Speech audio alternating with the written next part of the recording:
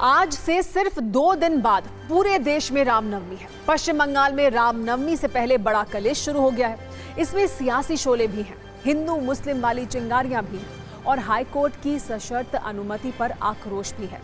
ऐसे हालात को देखते हुए सवाल यह है कि क्या बंगाल में कुछ बड़ा होने वाला है? क्या पश्चिम बंगाल त्योहारों पर अपने हिंसा वाले इतिहास से बाहर नहीं निकल पाएगा? इसका इस्तेमाल पश्चिम बंगाल की सरकार अपने हिसाब से कर रही है, बीजेपी अपने हिसाब से कर रही है और हिंदू संगठन अपने हिसाब से इस हथियार का प्रयोग कर रहे हैं। कहा जा सकता है कि पश्चिम बंगाल राजनीति की युद्ध भूमि बन चुका है। पहले आज का अपडेट आपको देते हैं, उसके बाद इसके हर पहलू को, हर पक्ष को आपके सामने रखेंगे। पहला अपडेट कोलकाता हाईकोर्ट के आदेश वाला है, जिसमें शर्तों के साथ रामनवमी पर रैली की इजाजत दे दी गई।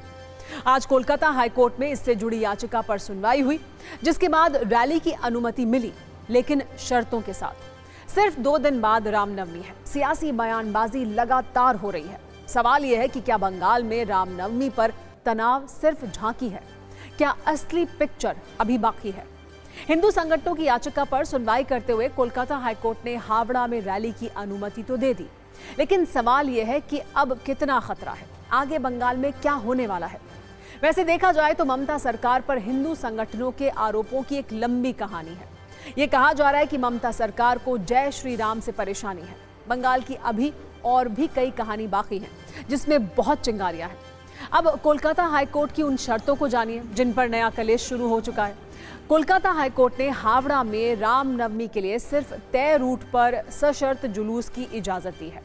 रैली में हथियारों की अनुमति नहीं दी गई है, मतलब त्रिशूल, तलवार और भी हथियारों की अनुमति नहीं है, यानी किसी भी तरह का हथियार लेकर नहीं जा सकते हैं रैली में। कहा गया है कि गोला बारूद का इस्तेमाल नहीं होगा। यह भी कहा गया है कि रैली में डीजे का इस्तेमाल नहीं होगा।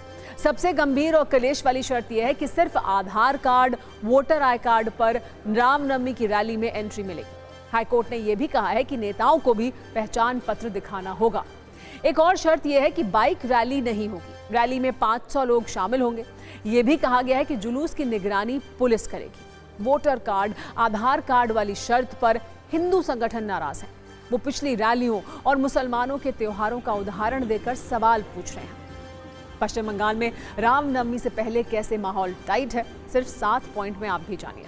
पश्चिम बंगाल के 14 जिलों में तनाव है। अतिरिक्त पुलिस बल की यहां तैनाती की गई है। 9 अप्रैल तक पुलिस वालों की छुट्टियां रद्द कर दी गई हैं। रैपिड एक्शन फोर्स की तैनाती की गई है। पहाड़ी जिलों में ज्यादा फोर्स की तैनाती की गई है। खुफिया इनपुट यह है कि रामनवमी की आड़ में अशांति फैलाने की साजिश हो रही है। मुख्यमंत्री ममता बनर्जी ने कहा है कि अफवाहों पर ध्यान न दें। पश्चिम बंगाल में वही हो रहा है जो अब तक होता रहा है, यानी किसी भी त्योहार के रंग में भंग डालने वाली साजिश।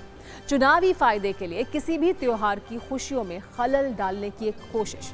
इसे आप उन कीवर्ड्स से समझ सकते हैं जो बंगाल में ट्रेंड कर रहे हैं।